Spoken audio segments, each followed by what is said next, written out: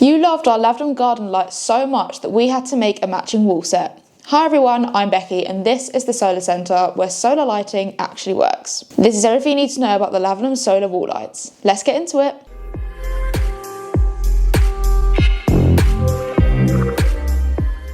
The Lavenham solar wall lights are cable free and run completely on their own. They offer a vintage bulb effect emitting 50 lumens and a warm white glow. These lights come as a set of two, measuring at 21.5 centimeters tall and 7.4 centimeters wide. These lights are the perfect blend of contemporary and traditional design, making them versatile for any British property. Let's open up the box and have a look. So inside the box we have the lights and we have the screws. To set up these lights you'll need to pop off the top of the light head where you can find the power switch. Simply slide this to the on position and you're all good to go. So the next thing you're going to need to do to set up these lights is remove the wall mount from the light.